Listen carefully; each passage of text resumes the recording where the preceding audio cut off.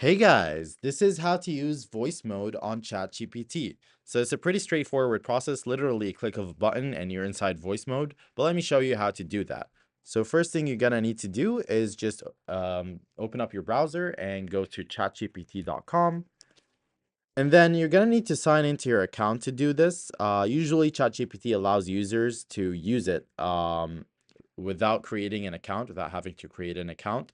However, this is only for text prompts. So when it comes to other features of ChatGPT, if you create an account, you unlock a lot of other features, which one of them is voice mode.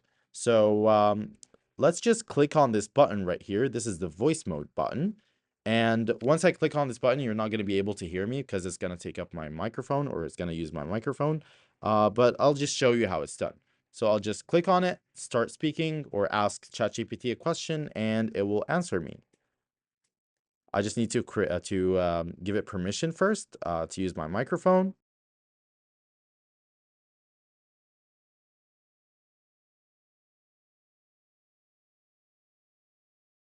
Sure, here's a simple recipe for chicken, rice, and broccoli. Ingredients: 2 chicken breasts, 1 cup rice, white or brown, 2 cups broccoli florets, 2 cups chicken broth or water, 1 tablespoon olive oil, salt and pepper to taste, optional garlic, onion, or herbs for seasoning. Cook the chicken. Season chicken breast with salt, pepper, and any other preferred seasonings. Heat olive oil in a pan over medium heat. As you guys saw, it's very easy to use, very simple. So just a click of a button on ChatGPT, and you're all set. Hope that video is helpful.